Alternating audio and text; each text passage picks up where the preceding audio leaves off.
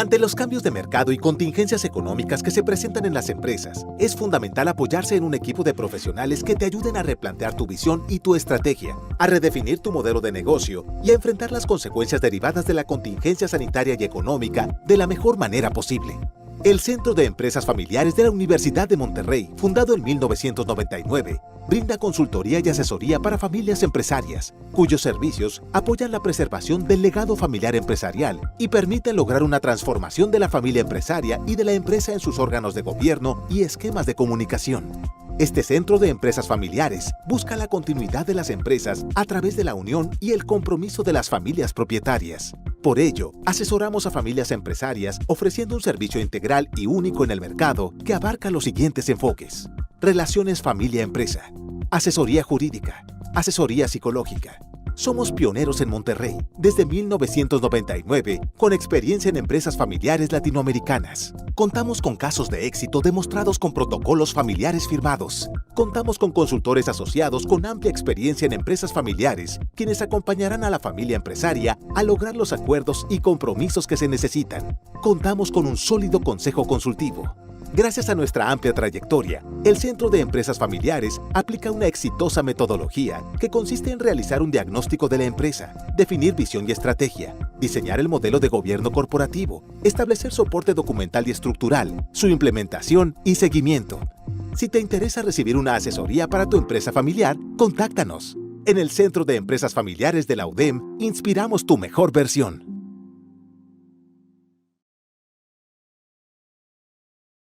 Bueno, buenas tardes a cada uno de ustedes. Muchas gracias por acompañarnos en este webinar. Estamos muy contentos y tenemos el grado y sobre todo la particularidad de tener un invitado de lujo, un experto en la materia que se va a impartir en este pequeño webinar.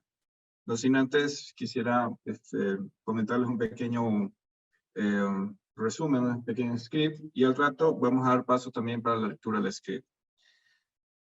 Incentivar la cultura del ahorro en las empresas familiares es una de las estrategias más acertadas para proteger el patrimonio de la misma. Sin embargo, ejecutar el método realmente eficaz resulta ser un asunto de especial atención. Aquí la planeación y la disciplina son la clave. El ahorro, tanto a nivel familiar como empresarial, ha sido un tema relevante para los sectores económicos. Respecto a la empresa familiar, es de vital importancia su ejecución para asegurar un mayor control y una mayor productividad. El ahorro en un negocio o emprendimiento familiar debe ser tomado como un compromiso aceptado por cada integrante familiar de cara a la empresa. Y de esta manera, fortalecer aquellos valores intangibles de la familia, protegiendo las generaciones futuras para lograr una transición efectiva y entre generaciones. Estimular la disposición y capacidad de la familia para reconocer y alimentar su capital se verá reflejado un mayor impacto positivo en la rentabilidad económica del negocio, a corto y a largo plazo. Es importante recordar que actuar en concordancia para lograr una unidad que mantenga a la empresa dentro de parámetros de sostenibilidad y viabilidad es de suma importancia. Para aplicar de forma acertada todo lo anterior, hoy, el Centro de Empresas Familiares de la Universidad de Monterrey tiene el gusto de contar con la presencia de un experto especialista en el tema, Jorge Salinas, socio fundador y director general de Futurea Asesores, a quien tengo el gusto de presentarles. Será él quien, con toda la expertise del mundo, vamos a proceder directamente a la temática en particular. Antes de iniciar y dar paso también oficialmente a la bienvenida, quisiera proceder, Jorge, si me lo permites, leer una pequeña semblanza de la expertise y de la carrera profesional de Jorge. Jorge Salinas es ingeniero industrial y de sistemas, coach de negocio y certificado, tiene máster en PNL, profesionalmente es socio fundador y director de Futurea, una incubadora de negocios en el sector asegurador y que se ha posicionado como una de las mejores desarrolladoras de talento dentro de la industria. Es vicepresidente de Astro Gama, asociación nacional que se encarga del desarrollo de líderes. Es conferencista nacional e internacional sobre temas de liderazgo, desarrollo de personas y finanzas. Es creador del podcast Crece con Jorge, un espacio diseñado para generar ideas que ayudan a los emprendedores a crecer personal y profesionalmente, logrando posicionarlo en menos de un mes en más de 5 países. Jorge, bienvenido y muchas gracias por acompañarnos. Muchísimas gracias, Jorge. Muchas gracias también a la UDEM y al Centro de Empresas Familiares por esta oportunidad. Voy a compartir la presentación y vamos a iniciar. Jorge, ¿me apoyas confirmando que está viéndose la presentación? Perfecto. Quise ponerle este subtítulo a la presentación de Salvando Empresas Familiares porque se ha convertido en uno de los pilares de lo que nosotros hacemos. Si bien es cierto, está muy sobre la base de lo financiero, pero consideramos que es necesario crear una estrategia para que las empresas familiares de nuestro país puedan avanzar de generación en generación. ¿Por qué? Porque estamos con una estadística totalmente en contra. Esta estadística nos dice que solamente 20% de las empresas familiares tienen un plan de sucesión y solamente el 14% de este 20% lo tiene por escrito. ¿Qué quiere decir esto? Que 3 de cada 100 empresas tiene un plan por escrito y las otras 97, al momento que el dueño o que alguno de los socios fallece, es que se empieza a trabajar en esta sucesión, lo cual consideramos que se vuelve un problema muy importante. ¿Qué tan importantes somos nosotros como empresas mexicanas familiares? Bueno, pues nada más representamos el 95% de las empresas del país y estamos generando nosotros como empresas familiares 70% de los empleos. Siendo la base económica de nuestro país, resulta que 90% de nuestras empresas van a quedar en manos de una segunda generación y no van a alcanzar la tercera generación. Esto es totalmente encontrado cuando nosotros preguntamos a todos los empresarios, ¿qué te gustaría que sucediera con tu empresa una vez que tú ya no estés? Y en la mayoría de los casos nos responden que ellos quisieran que su empresa siguiera beneficiando generación tras generación, pero la realidad es que no está pasando esto. Y estos números son de alguna manera muy contrarios a lo que está sucediendo en otras partes del mundo. Y vamos a poner a la empresa japonesa como un ejemplo de esto que les estoy contando. Hoy en día existen 21 empresas japonesas que su fundación fue hace más de 1000 años. Esto es impresionante. Hay 150 empresas japonesas que tienen más de 500 años. Hay 2000 empresas con más de 300 años. 4000 empresas con más de 200 años y hay 50,000 empresas japonesas que tienen más de 100 años. Para poner esto en contexto, me gustaría presentarles un poquito la relación de Latinoamérica solamente con esta estadística. Menos de 50 empresas en Latinoamérica han podido llegar a los 200 años. Y entonces, aquí viene la pregunta del por qué esta diferencia tan grande entre la cultura japonesa con nuestra cultura latina. Y en este sentido, hemos encontrado con que los japoneses y la manera que tienen ellos de hacer la sucesión de sus empresas lo tienen muy estructurado y están en 3 pilares que no los mezclan al momento de tomar decisiones. Es separar quiénes son los dueños de nuestras empresas o quiénes son los dueños de la empresa. Empresa es quién está trabajando para la empresa, quién es el que está tomando las decisiones día a día de la estrategia y de la operación de la empresa. Y por otro lado, ¿quiénes son los integrantes de la familia que están viéndose beneficiados con la propiedad de la empresa? Cuando nosotros entendemos estos 3 círculos y la convergencia que hay entre ellos en algunos puntos, la tenemos nosotros que poner con esta serie de acciones y cómo es que cada una de ellas debería de pertenecer a uno de los círculos. Y voy a empezar con el primero, que tiene que ver con el plan estratégico familiar. Cuando nosotros hablamos de un plan estratégico familiar, estamos hablando de cuál es mi idea de mis hijos, de los sobrinos, o sea, de todas las personas que se van a incorporar a la empresa. ¿Cuál es la idea? ¿Cuál va a ser la ruta que van a tener y cuál va a ser su preparación para incorporarse a la empresa? En este sentido, la recomendación de esta estructura es que sea una decisión en la que solamente participe la familia. Solamente la familia va a decidir si los hijos van o no a pertenecer en la empresa. Otra de las acciones muy puntuales es, bueno, ¿qué pasa con la asamblea de accionistas? Y cuando hablamos de accionistas es las personas que están poniendo su dinero en la empresa. Y esa tiene que ser una reunión en la cual la familia quede totalmente fuera, los trabajadores queden totalmente fuera y solamente nos concentremos las personas que somos parte de la asamblea de accionistas.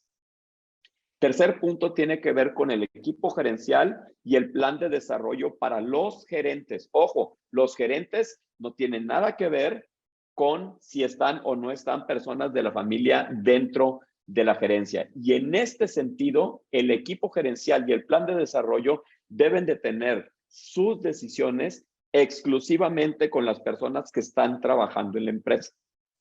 No se tiene que meter la familia aún y cuando haya alguien de la familia que esté dentro de las gerencias. No se tienen que meter incluso los propietarios de la empresa porque los únicos que saben cómo se está comportando la operación de la empresa son las que están día a día en la empresa. En el punto número 4 ya empezamos a tener una intersección, ya empezamos a tener una doble decisión porque quiere decir con la planeación patrimonial. Y al hablar de patrimonio ya hablamos de cómo va a ser el tema de los recursos de la familia, qué tanto se van a meter a la empresa. Y ahí ya tienen que estar no nada más la familia, sino también tienen que estar los otros dueños de las empresas para que estén de acuerdo en estas decisiones. El punto número 5 tiene que ver con la planeación estratégica de la empresa. Y en este punto vamos a volver a dejar fuera a la familia o deberíamos dejar fuera a la familia para que solamente estén los dueños de la empresa y los que están manejando la empresa, los que determinen cuál va a ser la planeación estratégica de la misma. El punto número 6 es muy interesante porque tiene que ver con el plan de desarrollo de los trabajadores familiares. Ahí ya estamos hablando de qué va a pasar cuando mi hijo se vaya a incorporar a la empresa. Y para esa decisión de su plan de desarrollo tenemos que estar de acuerdo la familia, pero también los directores y los gerentes que son los que están llevando la operación de la empresa para que juntos, tú como familiar y los que están como directores de la empresa puedan definir una estrategia de desarrollo para el familiar que está por incorporarse a la empresa. Y el punto número 7 es el plan de sucesión y un plan de contingencia. La diferencia que estamos hablando entre la sucesión y la contingencia tiene que ver con si lo que está pasando es algo planeado, es algo que ya se veía venir o es algo que pasó de repente. Estos planes de sucesión y planes de contingencia tenemos que involucrar a la familia, tenemos que involucrar a los dueños de la empresa, a los que tienen el dinero de la empresa y también tenemos que involucrar de alguna manera a los que están trabajando día a día en la empresa. Lograr llevar a cabo estos 7 puntos con las debidas cabezas de los 3 pilares que están dentro de la empresa es fundamental para poder tener una sucesión trabajada, poder tener una sucesión ordenada y te va a ayudar también para que los trabajadores que no pertenecen a la familia de los propietarios de la empresa puedan tener un desarrollo y puedan tener expectativas de crecimiento interesantes y con ello lograr mantener a más personas, sobre todo personas valiosas, dentro de tu organización. Entonces, ¿qué es lo que pasa en una empresa desde su nacimiento? Una empresa, vamos a decir que tiene tres etapas de crecimiento. Tiene la etapa de inicio en la cual todo es un poquito más incierto. Después va a venir el boom de la empresa donde debe de crecer para terminar en una maduración en donde los porcentajes de crecimiento de la empresa ya no son tan exponenciales, sí deberían de mantenerse constantes, pero ese es uno solamente de las dimensiones que nosotros tenemos que analizar. ¿Por qué? Porque mientras nuestra empresa familiar va creciendo económicamente y va generando una mayor cantidad de empleos, también es una realidad que en la mayoría de los escenarios que nosotros hemos visto, empieza la empresa junto con una familia joven en la cual los hijos del propietario de la empresa son niños o son adolescentes que todavía no forman parte de la empresa. En la medida que va avanzando la empresa, tu familia también va creciendo y entonces llega el momento en el cual, en algunos casos, nuestros hijos se empiezan a incorporar a la empresa. hasta el punto en el que laboran juntos y ya empiezan a tomar decisiones, y va a llegar un momento en el que va a tener que existir un cambio de esta manera.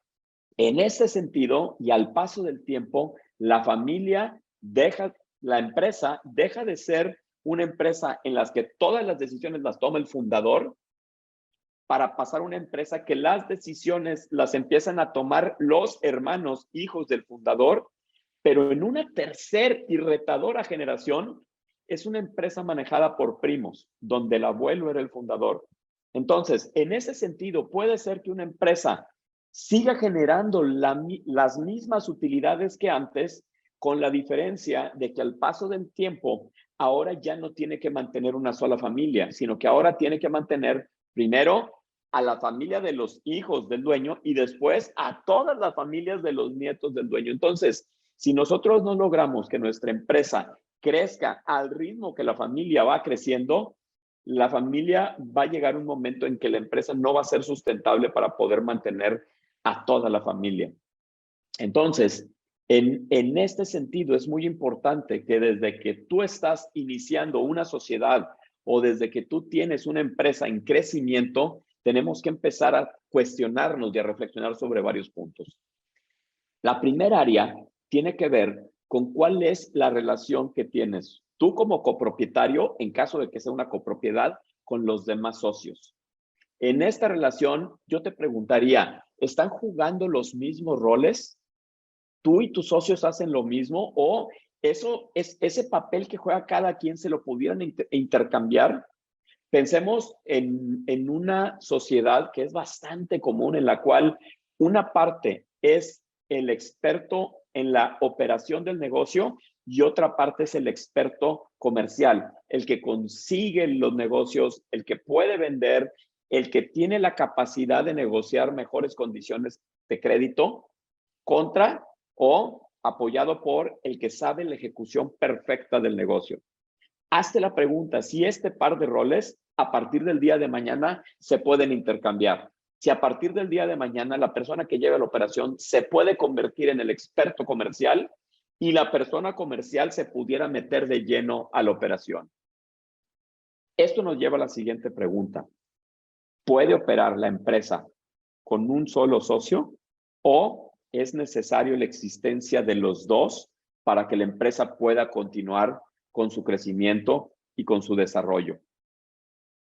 Otro punto que es importante ver es cómo está la relación de los dueños con los cónyuges. Y aquí, sobre todo cuando es más de un dueño del negocio, tenemos que analizar cuál es esta relación de los dueños con los cónyuges. ¿Por qué? Porque en algunos casos, los cónyuges, las parejas de los dueños, sí son parte de la compañía o sí tienen parte de las acciones de la compañía. Por otro lado, tenemos personas que están totalmente ajenas, que son cónyuges, pero están totalmente ajenas. Y aquí la pregunta es, en caso de una contingencia, en caso de que uno de estas personas muera, la esposa, el esposo, ¿está dispuesto a entrarle al negocio? ¿Y cuál es la relación del socio con estos cónyuges de sus otros copropietarios? Porque en muchas ocasiones el hecho de que tú lleves una extraordinaria relación con tu socio no es sinónimo de que lleves una extraordinaria relación con las parejas de cada uno de tus socios. En este tercer punto es preguntarnos qué me gustaría que pasara si yo iba a fallecer y qué me gustaría que pasara si uno de los socios que yo tengo llega a fallecer. Me gustaría que entrara su esposa, su esposo a hacerse cargo del negocio. Me gustaría que solamente le participemos con las utilidades, pero que no se meta a las decisiones del negocio.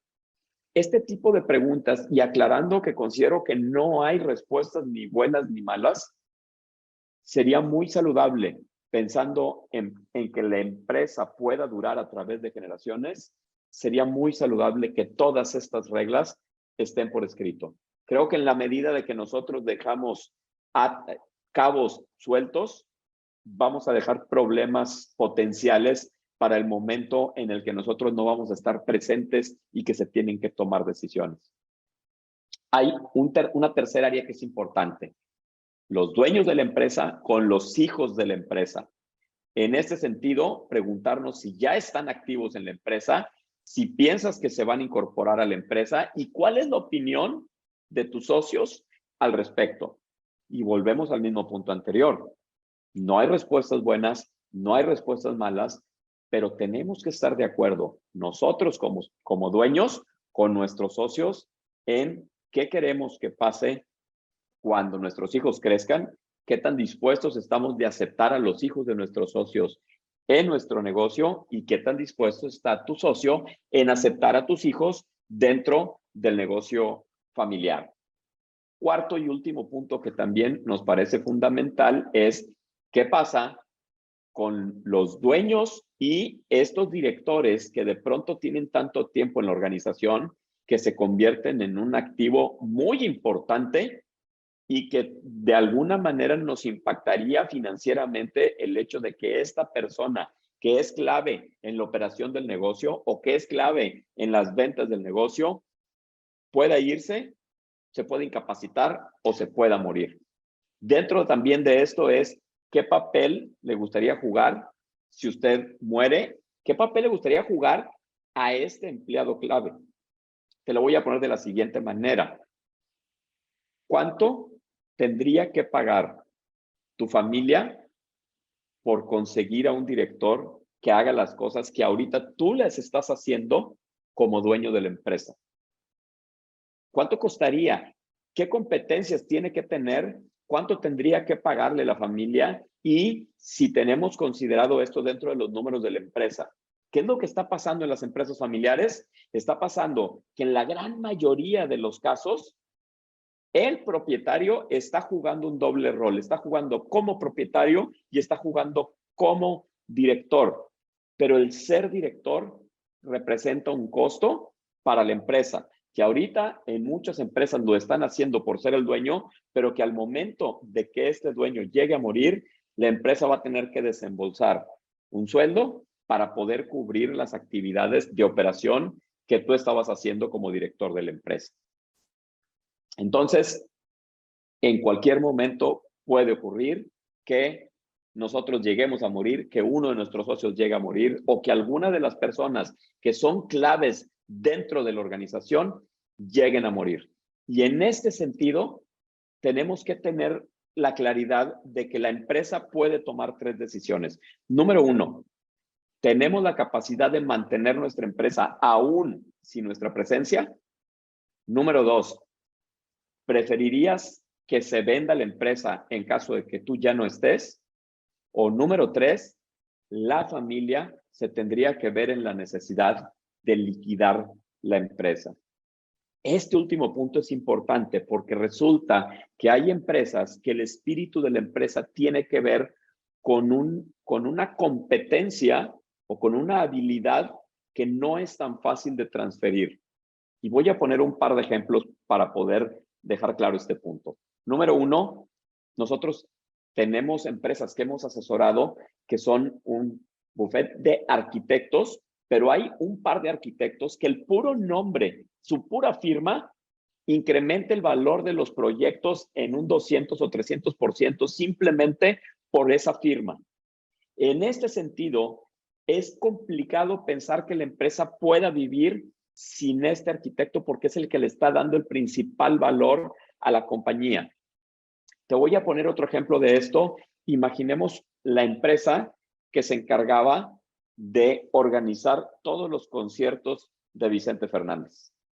Al momento que Vicente Fernández muere, esta empresa que se dedica a desarrollar conciertos para Vicente Fernández, de pronto ya no tiene sentido su existir y sí o sí se va a liquidar.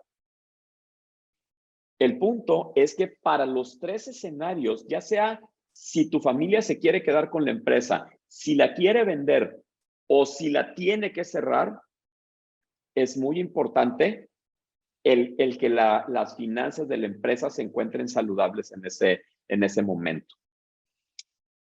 Si tu deseo es que la empresa se mantenga en tu familia, tenemos que empezar a reflexionar sobre lo siguiente. ¿Los miembros de tu familia continuarían con la empresa? O sea, ¿realmente quieren hacerlo? ¿Quién lo dirigiría? ¿Cuántos años tiene? Y en este cuántos años tiene es importante porque de pronto podemos pensar que nuestros hijos van a dirigir la empresa porque estamos en el supuesto de que yo voy a morir cuando tenga 75, 80 años. Pero ¿qué pasa si el día de hoy muero?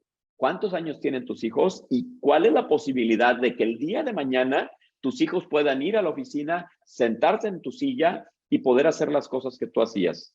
Punto número 2, en el caso de que tus hijos ya estén grandes, ¿has hablado con ellos al respecto? ¿Realmente quieren dirigir la empresa? Y sobre todo, ¿qué crees que pase con la empresa en este cambio administrativo? De alguna manera aquí tenemos que preguntarnos si nos gustaría a nosotros como propietarios o como copropietarios de la empresa el hecho de dejarles una bolsa de oxígeno para que se puedan acomodar todas las piezas ante una nueva organización. Ahora, vámonos con la segunda alternativa que tiene que ver con vender la empresa. Si tú quieres vender la empresa, lo primero que tenemos que tener claro y tenemos que actualizar esto es, ok, ¿cuál va a ser la ecuación que vamos a tomar para determinar el valor de la empresa?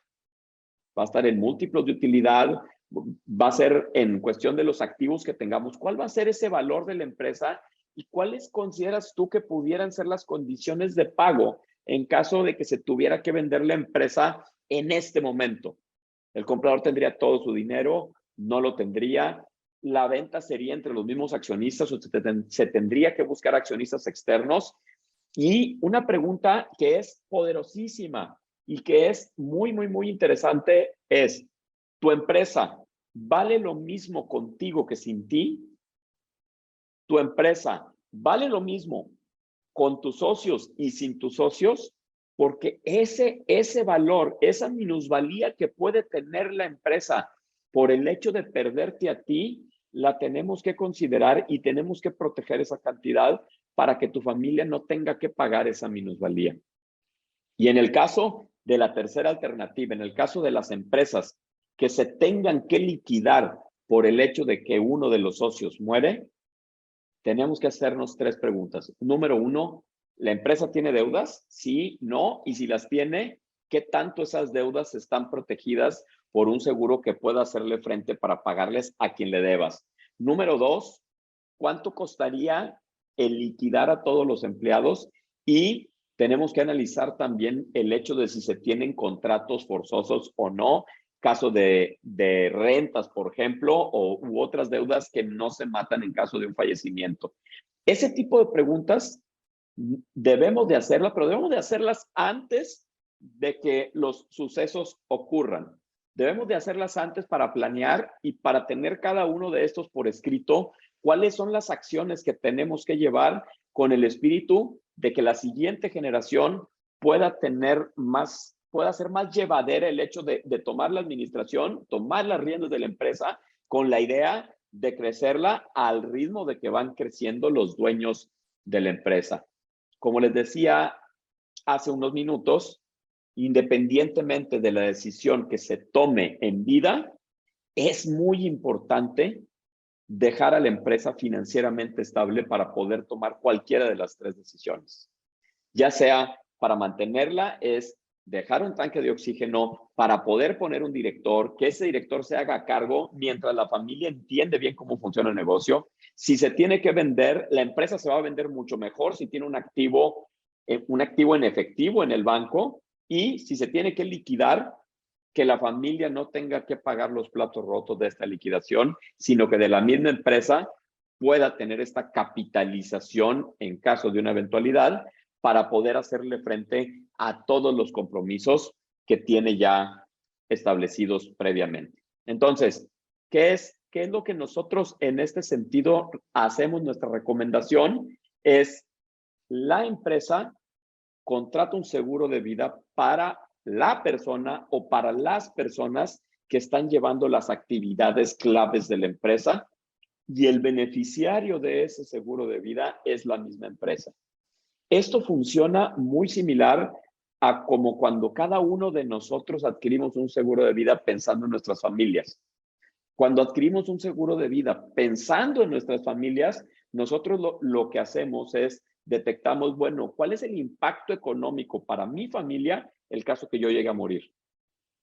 ¿Cuánto dinero vendría a consecuencia de los activos que ya tengo y cuánto dinero tengo que sustituir para que ellos puedan seguir con el mismo nivel de vida? En el caso de la empresa, funciona exactamente lo mismo. Nosotros necesitamos dejar un activo en efectivo que se active al momento de que ocurra un fallecimiento o de que ocurra una invalidez de una de las personas claves de la empresa, para que con este dinero pueda darles oxígeno a las familias y poder pensar qué es lo que va a pasar con el futuro de la empresa.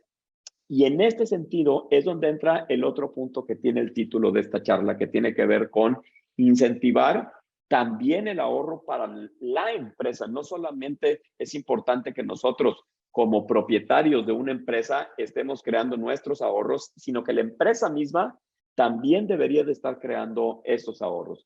Y un gran dilema que tenemos cuando pensamos en dejar dinero en la empresa tiene que ver con el pago de los impuestos, porque si tú dejas dinero en la empresa, entonces automáticamente nos eleva la utilidad de la empresa y por ende tenemos que pagar un impuesto sobre la renta más alto. En este sentido, nuestra propuesta va en dos sentidos. Nosotros en algunos casos recomendamos a los empresarios que adquieran este seguro para las personas claves sin la expectativa de recuperar absolutamente nada de las primas que pagaron por su seguro. Esto quiere decir, al igual que aseguran los activos de la empresa, al igual que aseguran los autos, al igual que aseguran el edificio, al igual que aseguran las maquinarias, que aseguren el intelecto de la persona que está dirigiendo la empresa. Esa es una manera de hacerlo. Hay una segunda manera de hacerlo que es muy interesante, que es la empresa desarrolla un plan de ahorro en el cual la empresa va a ser la dueña del dinero que se está ahorrando, es quien lo está pagando y va a tener el beneficio de que no le va a costar el asegurar a la persona clave. Va a desarrollar un plan de ahorro y con los rendimientos del dinero, con ese rendimiento es que se va a costear el costo de la protección.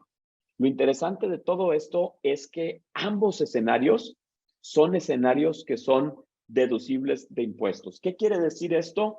Que si una empresa toma la decisión de hacer un ahorro de 100, de 200, de 1 millón de pesos, sin pensar en ningún tipo de límites, puede tener un ahorro deducible de impuestos perfectamente sustentado en la ley, 100% legal y con la ventaja importante de que vas a tener asegurado a las personas que están llevando a cabo la operación de tu negocio. Y esto no solamente va a protegerlos en caso de que se lleguen a morir, sino que va a protegerlos también en caso de una incapacidad y que ya no tengan las competencias y las facultades para poder dirigir la empresa como actualmente lo están dirigiendo. Para Hacienda, los únicos requisitos que te pide para que estas estrategias se lleven a cabo es que este instrumento financiero tenga una temporalidad que no sea mayor a los 20 años. Entonces, tiene que ser un seguro de vida, tiene que durar 20 años como máximo y el contratante y el beneficiario tiene que ser la misma empresa. Y no solo eso, sino que tenemos que poner la leyenda de un carácter irrevocable, lo cual quiere decir que nadie, ni el dueño de la empresa, va a poder modificar el beneficiario hacia una persona física o hacia otra empresa. Siempre el contratante es la empresa y el beneficiario es la empresa durante toda la vida del plan. Otra es, y este es un dato técnico que en su momento, si fuese necesario lo explicaríamos, pero tiene que ser la prima que paga la empresa y el ahorro que paga la empresa debe de ser nivelado en la moneda que lo contraten. Les voy a poner un ejemplo de esto. Si la empresa toma la decisión de pagar $10,000 en el año, de estar ahorrando $10,000 en el año durante los próximos 10 años, en este sentido, los 10 años tienen que ser forzosamente esos mismos $10,000. No puede ser variable lo que está ingresando año con año para que lo puedas deducir. Y el último punto que te pide Hacienda es que la persona que estamos asegurando debe de acreditar la relación con la empresa. Y cuando hablamos de acreditar la relación con la empresa, hablamos de que esté en el acta constitutiva, esté en la nómina de la empresa o tengamos alguna manera de poder justificar por qué es que la persona que estamos asegurando tendría un impacto económico. En caso de que muera, la empresa tendría un impacto económico. Entonces, si nosotros cubrimos estos puntos, podemos tener un ahorro para la empresa que sea 100% deducible de impuestos. Y este ahorro es interesante porque al momento que se lleve su vencimiento, y te voy a poner un ejemplo, si nosotros pensamos en una estrategia de ahorro para la empresa 10 años, al momento que se cumplan los 10 años, si el fallecimiento no se da, entonces la empresa se va a capitalizar con el 100% de los dólares que estuvo ahorrando durante estos 10 años, lo cual puede ser muy interesante pensando en el crecimiento de la empresa o pensando también en una empresa que esté diseñada para en determinado momento venderse. En este sentido, con este ingreso que va a recibir la empresa, automáticamente la empresa va a incrementar su valor. Entonces, este proceso de asesoría, como a nosotros nos gusta darlo, es tener una sesión con el emprendedor, con el empresario, con todos los socios y explicar esto que ahorita te he estado compartiendo, explicarlo de una manera un poquito más detallada y empezar a cuestionarnos sobre cómo es la dinámica de la empresa para entender si este proceso de asesoría pudiera ser de utilidad para la empresa. En caso de que nosotros detectemos ciertas necesidades que sí podemos cubrir, un segundo paso sería hacer estas recomendaciones, presentar estas recomendaciones para en una tercera sesión resolver inquietudes con departamentos correspondientes. ¿Por qué? Porque resulta que es algo que sí se tiene que verificar tanto con el área fiscal de la empresa, con el área legal de la empresa y los socios, es algo que tienen que platicar con las familias. Si bien es cierto, nosotros solamente tenemos la intervención en la parte financiera, en la parte de capitalizar la empresa, pero son decisiones que van mucho más allá de lo financiero. Son decisiones que tienes que involucrar a la familia, que tienes que involucrar a cómo te gustaría ver el futuro de tu empresa al momento de que cambien de generación. Y en estos 3 círculos que veíamos al inicio de esta presentación, entraría en el último punto, entraría en el punto de la sucesión, en el cual tienen que estar involucrados los que están trabajando en la empresa, los propietarios de la empresa y la familia de los propietarios de la empresa. De resolver estas inquietudes y de determinar que la empresa está en condiciones de dar el siguiente paso, tendríamos una 4ª sesión para recabar todo tipo de documentaciones, firmas de solicitudes, porque necesitamos conocer cómo está la situación financiera de la empresa para determinar si esta asesoría nosotros la podemos convertir en un vehículo que conduzca a la empresa del momento en el que está a un momento deseado, a un momento donde quisiera estar. El espíritu de esto es que la clave de la continuidad de la empresa es que sea un suceso, que no sea un suceso y que sea un proceso. ¿Sí? Necesitamos que este cambio de estafeta sea algo que esté pensado, que esté por escrito y que no nos tome de alguna manera desprevenidos o que no nos tome de un día para otro, sino que tanto las personas que estamos entregando la estafeta como la persona que va a recibir la estafeta tenga una claridad de quién va a ser, cómo va a ser, cuánto tiempo se va a tardar y en este inter del cambio de estafeta, quién va a ser la persona que va a estar acompañando y cuánto nos va a costar esa persona. Esto es lo que el día de hoy yo les quise compartir. Y le estoy dejando aquí mis redes sociales para cualquier tipo de querer profundizar en cualquiera uno de estos temas. Y mi queridísimo Jorge Arturo, te cedo la palabra. No sé si tengas algún comentario o algo que quieras añadir a esto. Muchas gracias, Jorge. Encantado de la vida. De repente, si tenemos alguna pregunta muy puntual, Jorge, esperemos también hasta que se animen a hacer la pregunta en el chat. De todas maneras, le invitamos también a las personas que nos están viendo a hacer las preguntas respectivas para poder ayudar en atenderles. Jorge, me parece una temática bastante interesante la que has aportado en esta conferencia, este webinar. Creo que se presta mucho para profundizar un poquito más, como lo comentaste, hacia dónde van las nuevas tendencias de las mejores prácticas de empresas familiares, siempre protegiendo la parte del intangible, la parte del patrimonio, que se evite perder poder y sobre todo la pérdida o evitar la pérdida del patrimonio familiar, ¿no? Entonces, vamos cuidando esos detalles y no sé si tenemos alguna pregunta. Esperemos, Jorge, si no es mucho pedir. También vale la pena destacar de que tenemos algunos participantes de otros países y sobre todo también en México, ¿no? Claro que ahí para los participantes de otros países, Jorge, creo que es importante el señalar que, digo, en lo personal, desconozco fiscalmente cómo lo puedan manejar, pero a mí no me gustaría que viéramos esto como una estrategia fiscal. Creo que la parte fiscal viene a ser la cereza del pastel, pero no es el pastel. Creo que lo fundamental de esto es el generar una bolsa de oxígeno para las familias, para que puedan tener la tranquilidad de tomar el mando de la empresa y que esto no los perjudique financieramente. Sí, tengo una pregunta, Jorge.